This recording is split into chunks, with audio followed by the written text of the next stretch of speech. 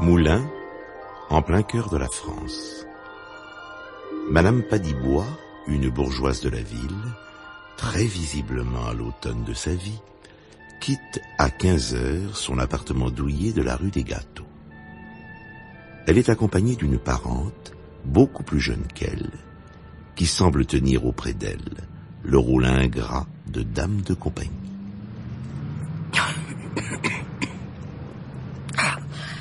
Quel temps épouvantable. Je me demande si c'est bien raisonnable de sortir après cette bronchite qui m'a retenu 10 jours à la maison.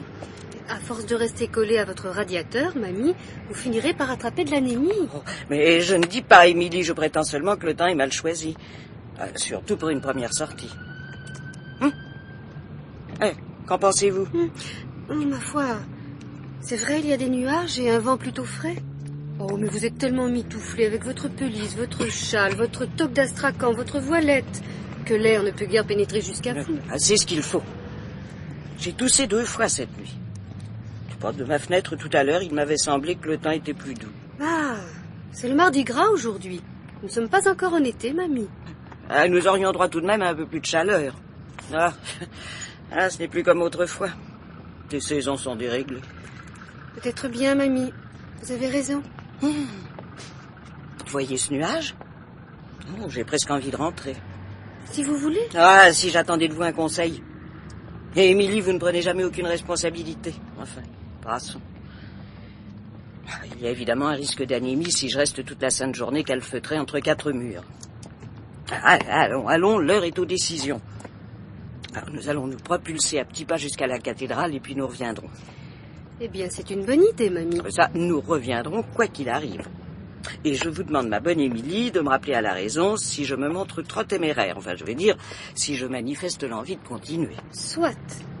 Mais je sais fort bien que si je m'opposais à n'importe laquelle de vos fantaisies, vous m'enverriez proprement sur les roses. Quelquefois, ma bonne Émilie, vraiment, vous manquez de... Je ne sais quoi. Peut-être d'opportunité, de tact, d'adresse. J'ai toujours pensé... ne le prenez pas mal, surtout ce n'est pas votre faute. Vous êtes faite ainsi. Enfin, j'ai souvent pensé que votre pauvre mari, que Dieu ait son âme, en avait quelquefois pâti. Ce que vous dites là ne peut ni me réconforter, ni me faire plaisir. Allons, mais ne prenez pas ce ton-là, ma petite. Je vous ai accueilli comme si vous étiez ma fille, alors que vous ne saviez que faire de vous après tous vos deuils, et j'ai fait de vous mon héritière. Vous n'avez vraiment pas à vous plaindre. Non. Non. Vraiment, ça c'est un comble. Mais c'est purement et simplement inadmissible. Mais regardez ce vilain cabou, il vient de souiller ma bottine. Hé, madame! Pourriez pas surveiller votre chien, c'est du propre. Viens, trésor. Il ne faut pas confondre les dadames de mauvais poil avec les platanes. Allez, viens, mon chéri, viens. Plaît que tous ces cabots, on devrait leur interdire l'accès des trottoirs.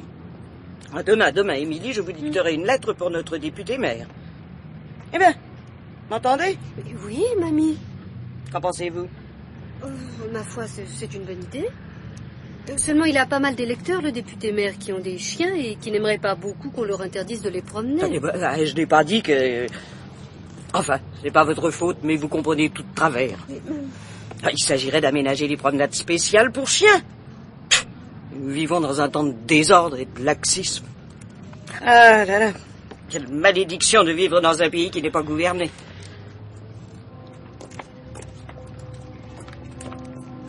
Nous arrivons à la cathédrale. Tiens, il y a un enterrement. Et quel enterrement! Puis voyez-moi ces couronnes, ces tentures et toute cette assistance. Oh, ça doit être une huile. Pardon? Je dis une huile, ma pauvre Émilie. Si vous aimez mieux un personnage, enfin quelqu'un de bien. Ouais. Oui. 5, 6 couronnes. Et tous ces coussins. Voyez un peu. Eh bien, cela réconforte. La tradition a au moins gardé ses droits. Rien de plus beau qu'un enterrement célébré selon les rites. Voyez donc, Émilie, ces décorations rutilantes. C'est tout ce qu'on fait de mieux comme enterrement. Non, moi, pour être franche, j'ai horreur des enterrements. Ça me rappelle les obsèques de mon oncle Stanislas, le vice-consul, vous vous rappelez? Attendez, j'étais à peine née, il me semble. Si vous l'aviez vu dans son habit de gala. Il avait bien 8 décorations, dont celle du million de l'éléphant, qui est une très rare distinction tonkinoise. Oh, il en imposait, tout rigide sur son lit de parade. Ah, je vous assure qu'il n'avait rien à freluquer. J'ai toujours aimé les beaux enterrements, encadrés par des ordonnateurs de pompes funèbres bien stylés. Pour moi, il me rappelle trop de mauvais souvenirs. Sans doute, ma pauvre Émilie. Mais après tout, voyez-vous, nous sommes tous mortels, il faut s'y faire. Ce défunt-ci a le bon goût de donner une dernière leçon de bonne tenue aux vivants, au lieu de s'en aller comme n'importe quel chiffonnier à la sauvette. Entrons. Comment, mais vous ne le connaissez pas? Vous ne savez pas de qui il s'agit? Peu importe. J'avoue que j'aime entendre un beau dies irae accompagné des grandes orgues. Mais, ma parole, tout le porche est tendu de noir. Je vous attendrai sur le trottoir. Quant à moi, cette atmosphère du deuil me déprime. Petite nature, enfin. Bon, à tout de suite.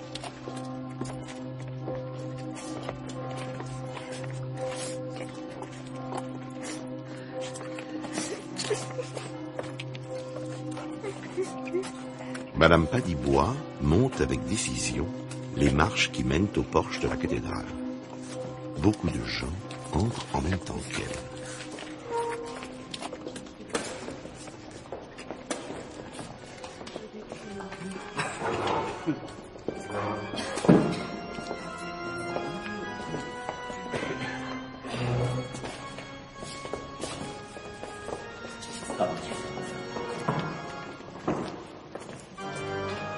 Pardon, monsieur. Il s'agit, n'est-ce pas, d'une personne considérable? Il a fait une belle carrière, c'est certain. Savez-vous, madame, qui conduit le deuil? Un cousin, je crois. Il s'était brouillé avec sa fille, qui avait fait un mariage, comme qui dirait, une mésalliance. À ce qu'on dit, il s'était également brouillé avec sa sœur. Oui, sa sœur qui est veuve, un peu plus jeune que lui. On se demande s'il viendra d'ailleurs. Et sait-on pourquoi il s'était brouillé avec sa sœur? Oh, des histoires de succession. Elle, c'est une dame plutôt âgée maintenant. Il paraît qu'ils ne se sont pas revus depuis 30 ans. L'avis apparut dans le journal ce matin. Cette pauvre Émilie a encore négligé de me lire après mon petit déjeuner les avis mortuaires de la montagne. Quelle évaporée. Qui est-ce? Ce doit être une proche parente. Vous croyez? Ne serait-ce pas la sœur? Comment s'appelait-elle donc? Une certaine madame de... je sais quoi... Non, vous croyez? Oh, on dit qu'elle a mené une vie de bâton de chaise. Ah, vraiment. Et serait-ce pour cette raison qu'ils étaient brouillés? Je ne saurais vous dire. Les langues allaient leur train en attendant que les croque-morts apportent le cercueil sous le dais funèbre préparé devant le cœur.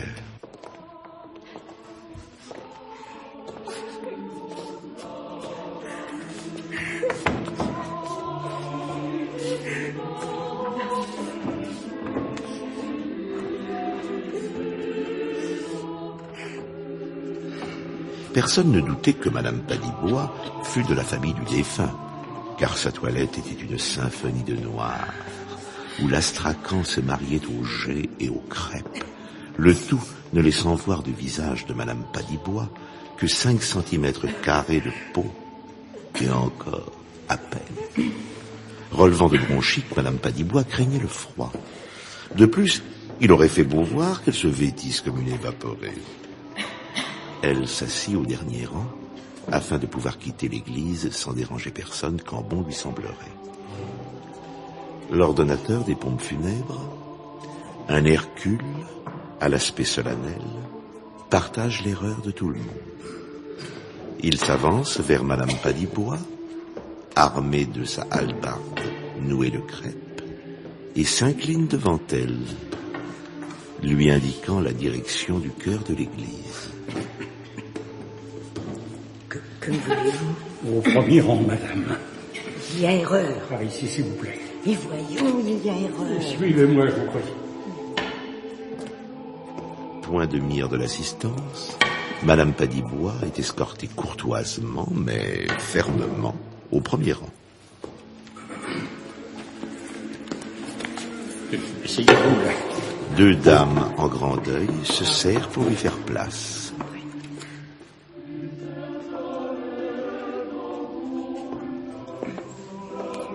Suis-je la sœur, la cousine, la nièce ou la tante? Cet homme des pompes funèbres a de la prestance, mais c'est un niais. Voyez un petit peu de quoi ont l'air ces bonnes gens. Elle se tourne vers la voisine de droite. Celle-ci lui tend la main d'un geste discret et murmure. Quelle perte, n'est-ce pas? Hélas. On ne s'y attendait pas. Voilà quelque temps qu'il se plaignait. Mais il avait toujours été un peu malade imaginaire, le pauvre. Ce n'est pas votre avis. Malade imaginaire, c'est vite dit. Vous ne vous voyez plus depuis assez longtemps, je crois. On dit tant de choses. Je ne voulais pas. De toute manière, c'est toujours un déchirement. Toutes mes condoléances. Mes bien sincères condoléances.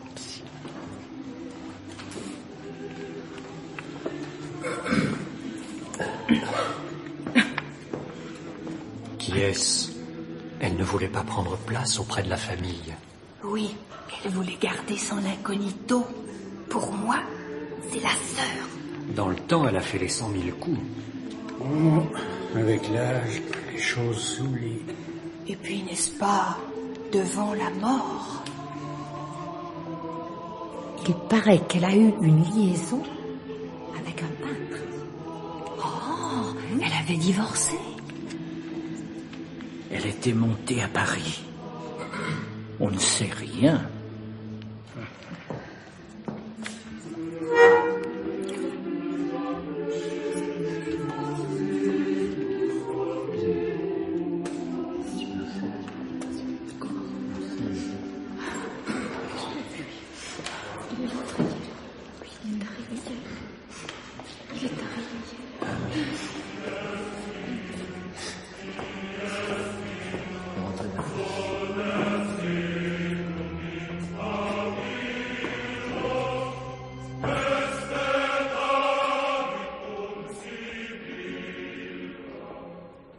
Il est grand temps de rentrer.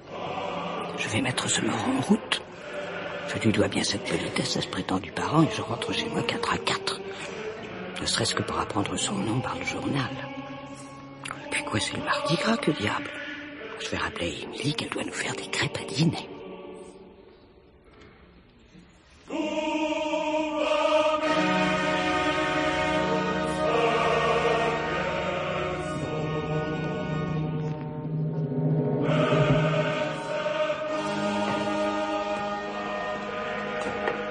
Avancez, madame, avancez. La famille accompagne. Les condoléances auront lieu à la porte du cimetière. Vous vous trompez. Vous êtes tout à fait dans l'erreur. Je vais retourner chez moi. Je ne suis pas... Comment, que dites-vous? Ah oui, que vous êtes fatigué, mais ce n'est pas loin du tout. Je vous dis qu'il y a erreur, que vous vous trompez.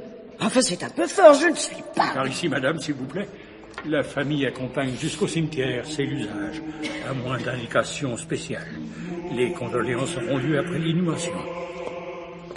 Voyez-moi cet Hercule avec sa hallebarde, impossible de lui faire entendre quoi que ce soit. Alors suivez-moi, madame, s'il vous plaît. Mais voyons, monsieur, écoutez-moi donc, je vous dis qu'il y a erreur. Ah, cette plaisanterie a ainsi duré. Alors par ici, madame, par ici. Ah, un con. Ça, c'est vraiment un con. Putain, il est sourd comme une tombe. Ah, quel mardi gras.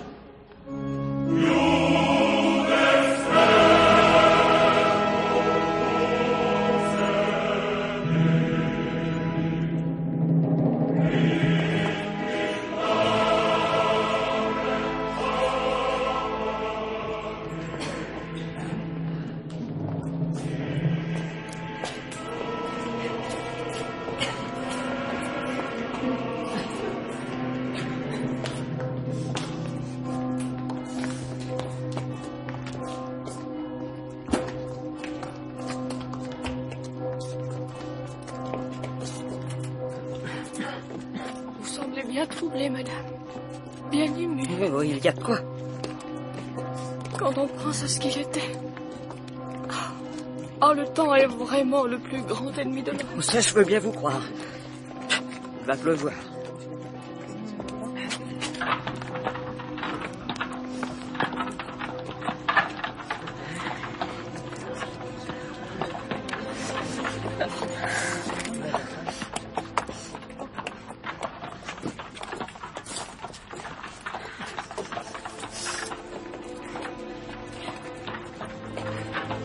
Voyez-moi toute cette assistance.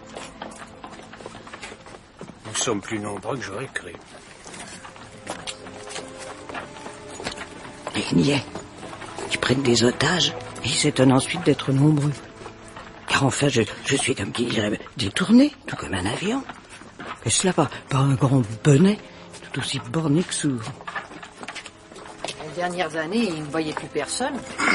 Il vivait entre sa gouvernante et ses canaris. Ah, le pauvre, il n'en reviendrait pas de voir tant de monde. De mon temps, les ordonnateurs de pompes funèbres étaient choisis comme il convient. On admettait dans la corporation ni les gens bornés ni les infirmes. Je vous dis qu'avec sa famille, c'était pareil. Quelques quarts toujours de l'ordre, c'est tout. Quand je pense à ce qu'il a été... Pas moi, non, mais on m'a dit... Oh. Un vrai temps d'enterrement.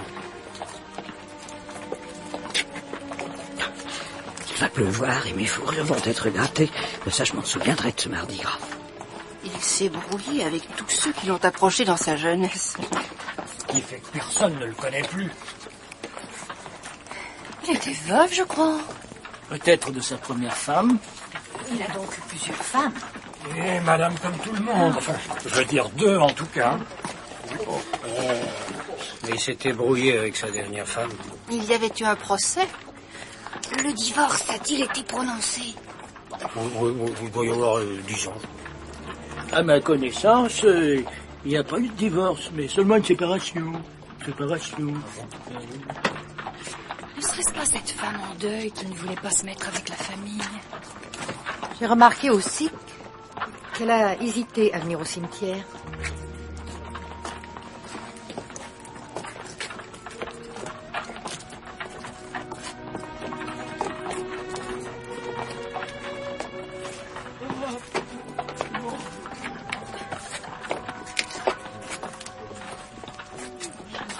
On aperçoit les grilles, ce n'est pas trop tôt. Je suis à bout de force.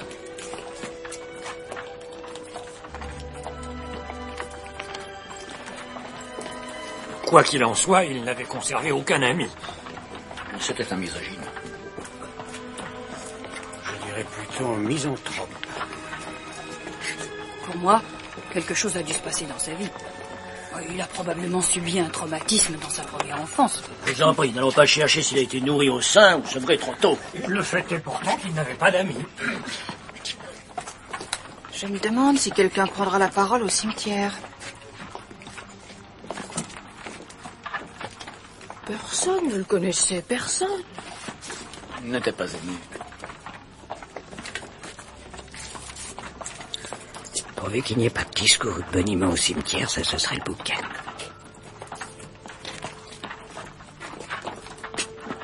J'ai vu sa photo le jour de son mariage. C'était un beau garçon, ma foi. Et il avait l'air heureux. On dit qu'il a brûlé toutes les photos qu'il possédait, toute sa correspondance.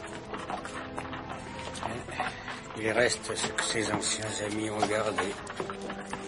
Je l'ai vu en tenue de tennis avec de longs pantalons blancs comme ça se faisait autrefois, bien sûr. C'était un sportif. Il paraît qu'il a disputé des compétitions. Il a gagné, je crois. Il paraissait un beau gaillard, plein de joie de vivre. Moi, je l'ai vu sur une photo officielle quand il a eu sa rosette. Il avait perdu ses cheveux, il avait grossi. Comme je le disais, hein, le temps est le plus grand ennemi de l'homme. Encore, quelle faible cervelle. Le temps rend les gens un peu moins idiots. Et qu'il regarde dans ces nuages poussés par un vent malfaisant. C'est le temps météorologique qui est le plus nuisible. Et de beaucoup. Nous y voilà qu'il fasse vite parce que la plaisanterie a assez duré.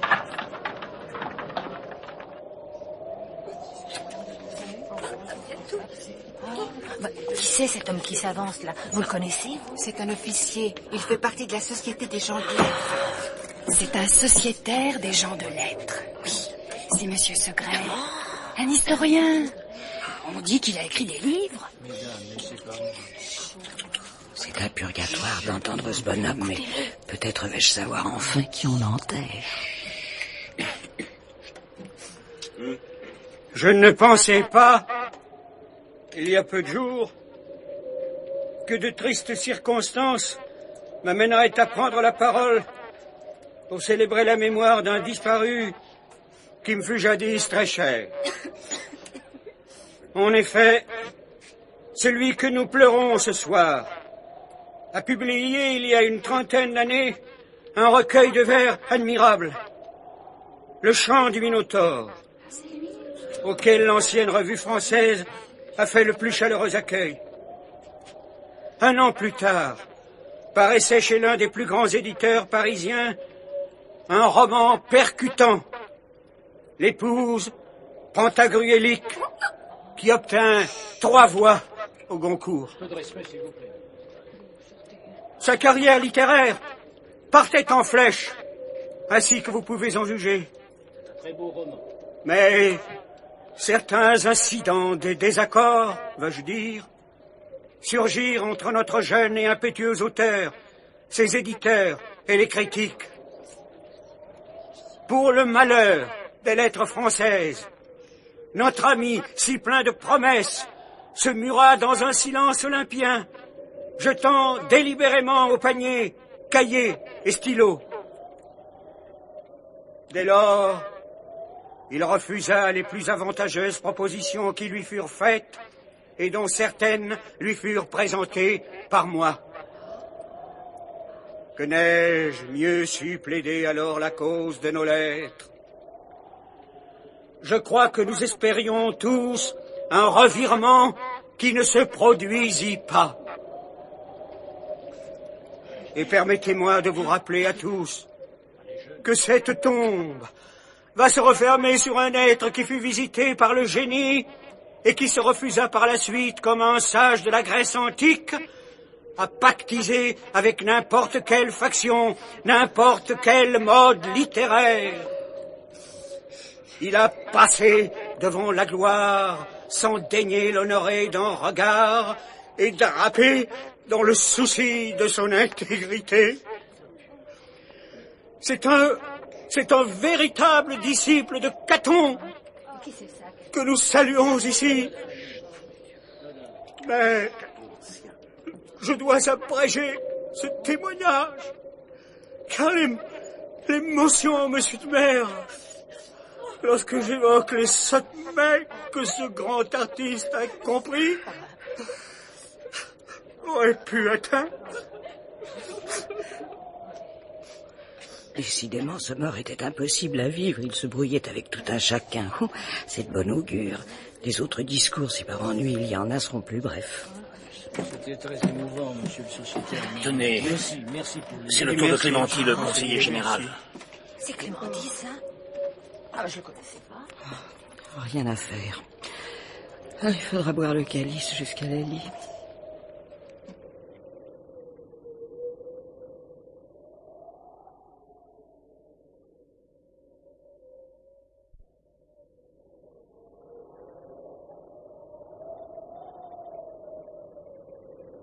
Hein, comme vient de remarquer monsieur Segret, éminent critique et essayiste, sociétaire des gens de lettres, il est particulièrement douloureux de se pencher sur une tombe qui va se refermer sur un homme de talent, qu'une certaine intransigeance, mais celle-ci faisait sans doute à ses yeux son honneur, qu'une certaine intransigeance, dis-je, sépara de ses possibilités les plus prestigieuses.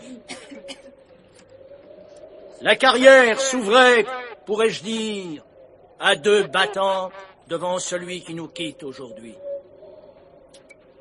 C'était, dois-je le rappeler, c'était, vers sa 30e année, un brillant secrétaire d'ambassade. Mais il lui arriva, de prendre parti en diverses circonstances avec une certaine impétuosité qui découragea ses protecteurs.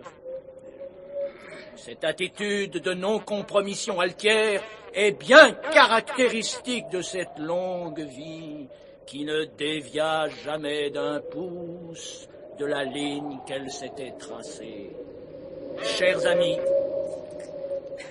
votre nombre aujourd'hui,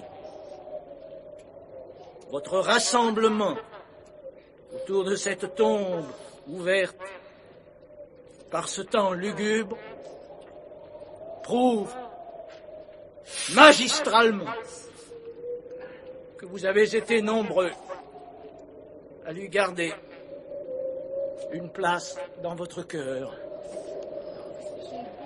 Il a bien parlé, hein. Nous, on avait seulement lu l'annonce des obsèques dans le journal, et comme on connaissait sa gouvernante...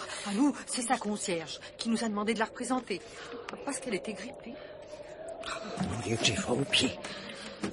Si ce mort insupportable avait pu se brouiller pour de bon avec toute la terre, il n'y aurait pas aujourd'hui le beau parleur qui risque de faire attraper l'influenza ou la laryngite aux honnêtes gens. En voilà un autre qui s'avance. On aurait pu mettre une cravate noire, quand même. Il n'a même pas de décoration. Il n'a pas l'air aussi bien que les deux autres. Un homme d'un certain âge s'avance. Il porte un blouson et un foulard. Je serai bref. On va peut-être apprendre des choses. Ce serait trop beau. Je pense, messieurs, mesdames, que vous avez tous envie de rentrer chez vous. Quant à celui que nous accompagnons, comme on dit, à sa dernière demeure, s'il se tenait vivant parmi nous, il ne me laisserait pas placer deux mots. Je tiens cependant à rendre hommage, non à un ami, mais à un loyal adversaire. Nous nous sommes combattus, c'est vrai, et souvent, nos fleurets n'étaient pas mouchetés. Ce duel a commencé sur les bancs du lycée. Mais jamais le mensonge, les enjolivements, toutes les formes de duperie ne vinrent travestir nos positions avouées d'adversaires. Un ennemi loyal vaut mieux. Et je sais que pour cette fois tu abonderais dans mon sens qu'un ami opportuniste et fluctuant. Je tiens à représenter au bord de ta tombe tous ceux qui ouvertement et sans faux fuyant se sont mesurés à toi au cours d'une vie que tu jugeais visiblement bien assez longue. Je te redis bien en face que ton orgueil et ton caractère épineux rendaient ta société pénible à ceux qui t'entouraient et condamnaient à l'avance tes plus légitimes ambitions. Et je te tends la main sans honte, car la poignée de main d'un ennemi loyal vaut mieux que celle d'amis timorés et inconsistants. Ça, c'est envoyé. Bien parlé. Moi, je trouve qu'on ne dit pas des choses pareilles dans un cimetière. Mais j'ai jamais rien entendu de pareil. Le temps est à l'unisson. Il chante le dies irae tout aussi bien que la chorale de la cathédrale. Attention, les gens se rangent pour les condoléances. Voilà le zigoto qui a parlé le dernier, qui prend le large. Ah, lui, il s'est contenté de donner sa poignée de mort aux défunts. La famille par ici.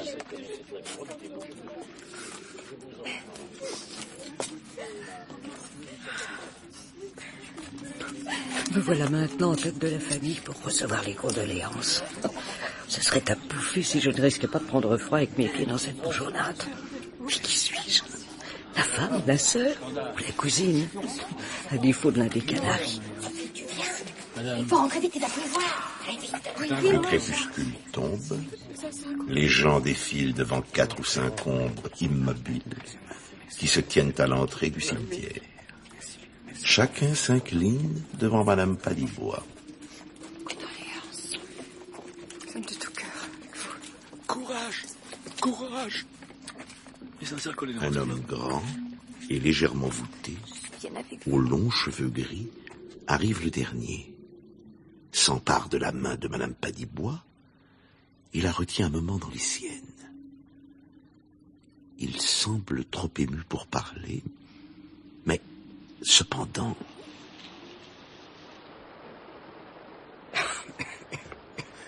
Puis-je quelque chose pour vous, madame?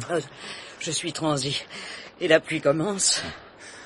Alors, permettez-moi de vous offrir mon bras et l'abri de mon parapluie qui, comme vous pouvez le constater, ressemble par ses dimensions à un dais. Vous habitez loin? Hélas, à 20 minutes d'ici, rue des Gâteaux. Oh, ne craignez rien, je prendrai soin de vous comme d'une reine. Là,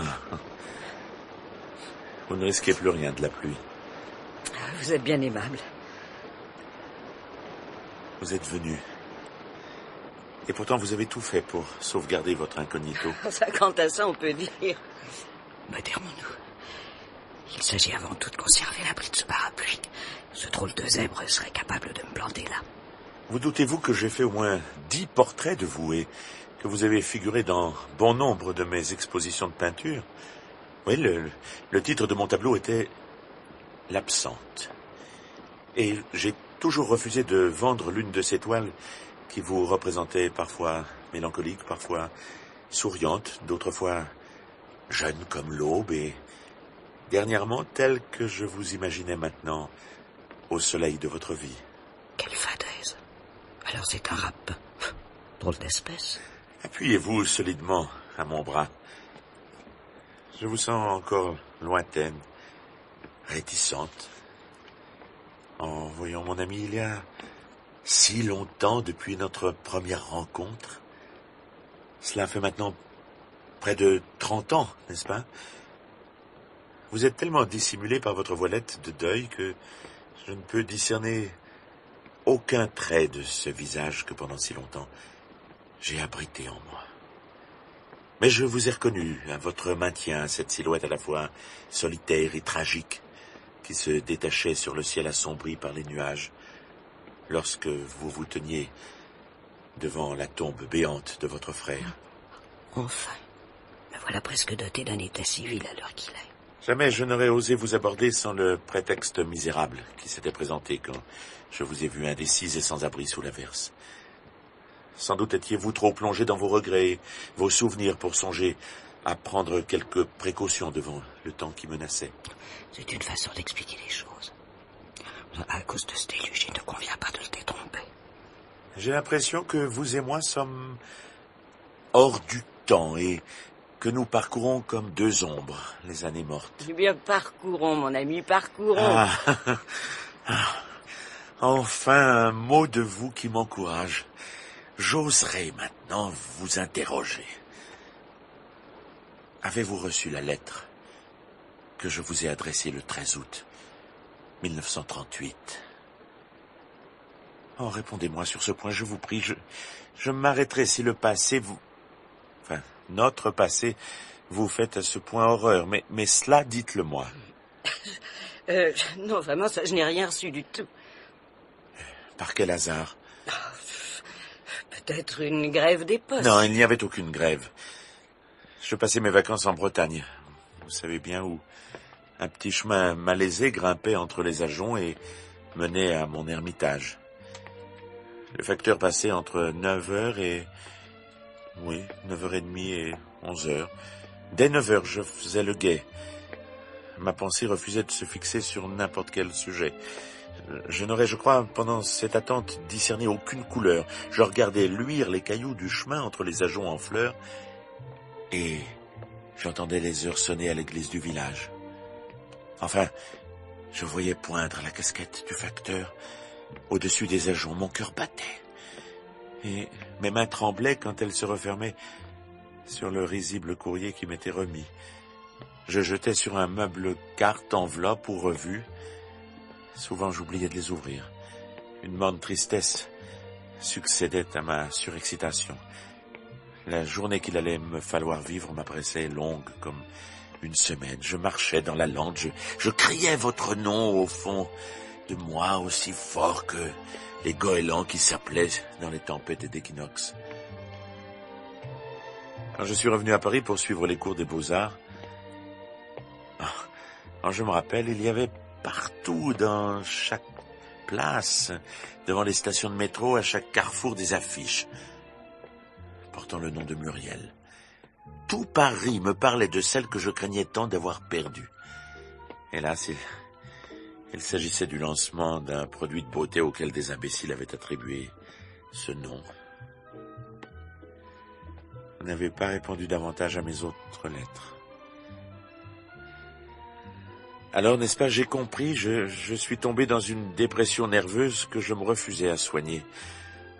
Ma peinture, à ce moment-là, déroutait mes maîtres.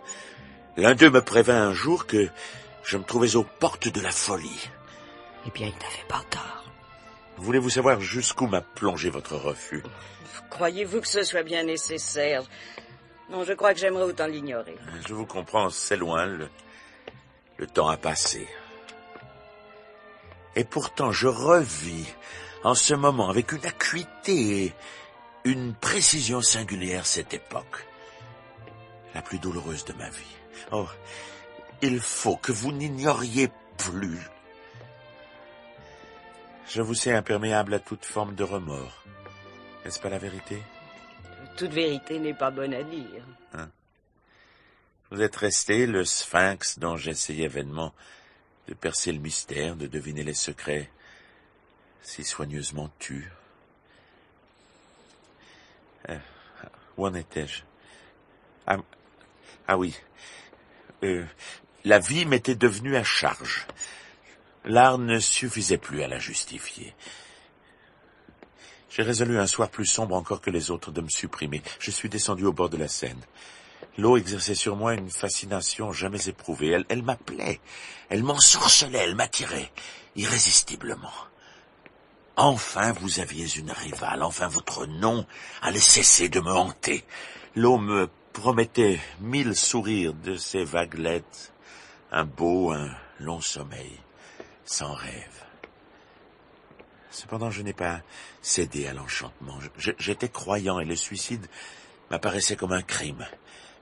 Il fallait soit que j'accepte d'agir en criminel, soit que je trouve un accommodement. Je veux dire quelque chose qui justifie ma conduite. Singulier dilemme en vérité. Pouvez-vous mesurer maintenant quel fut sur moi votre pouvoir? Vous auriez pu vous distraire avec vos tableaux. Non, je ne pouvais alors peindre que des monstres, des êtres sans forme avec des tentacules, des pinces, des griffes, des becs démesurés, des gueules béantes. Je n'osais plus exposer cette production infernale et foisonnante qui me menaçait quand, après une nuit de cauchemar, j'ouvrais les yeux. J'ai tout lacéré, j'ai tout détruit, brûlé. Où en étais-je? Ah oui, votre présence me fait revivre ce temps maudit où l'idée du suicide s'était emparée de moi. Comme je vous l'ai dit, cette idée fixe se heurtait à mes convictions religieuses et je vivais totalement étranger aux réalités quotidiennes. Quand je rencontrais mon visage creux dans une glace, mon regard me faisait peur. Tout cela pour une femme. Et cette femme, c'était vous, Muriel. Enfin, nous approchons. J'ai hâte d'en finir avec cette cervelle détraquée. Je me rappelle, un soir, je suis descendu au bord de la Seine et j'ai entendu une voix intérieure qui me disait « Tu vas mourir comme un chien ». Alors je suis remonté, je me suis fait indiquer une église et je me suis confessé de l'acte que j'allais commettre. Le vieux prêtre a cru que je parlais au passé, peu habitué sans doute à ce que des confessions portent sur des événements futurs. Il m'a donc absous.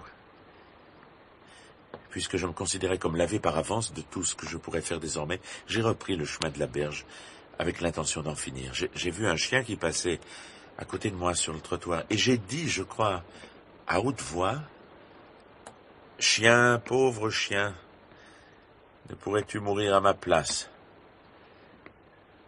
Puis j'ai commencé à descendre l'escalier qui menait aux berges, bien persuadé que je n'aurais plus jamais à le remonter. Et tout à coup, j'entends le bruit violent d'un dérapage, d'un choc, suivi d'un hurlement affreux. Je suis remonté et j'ai vu le chien que je venais de rencontrer, couché au bord de la route, baignant dans son sang. Une auto venait de lui passer sur le corps.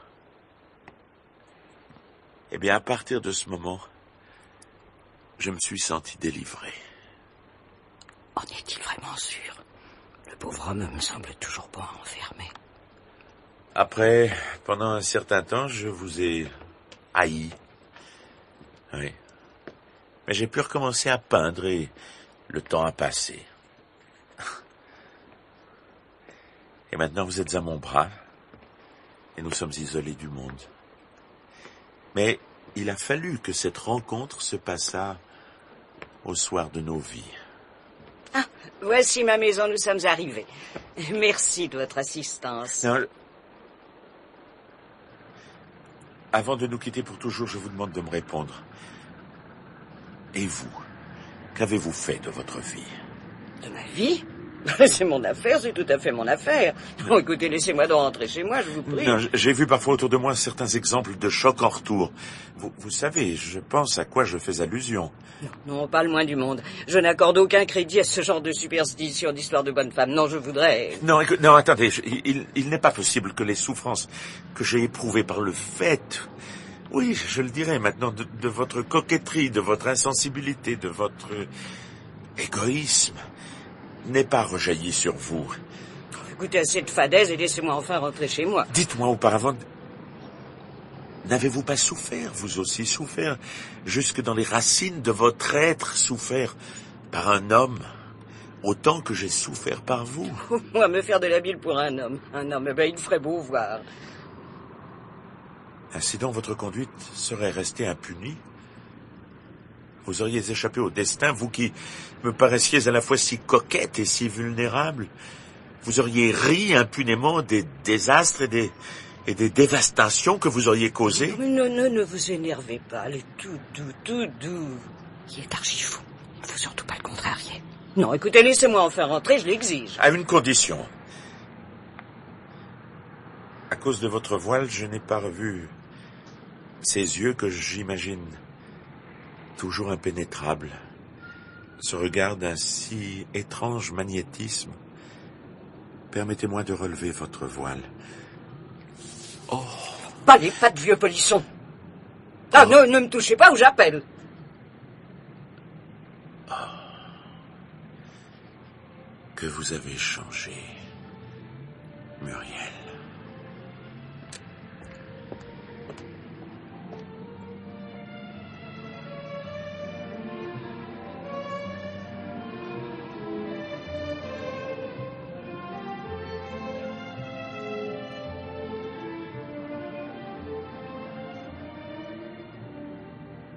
On fait décidément de mauvaises rencontres partout, même dans les enterrements les plus comme il faut.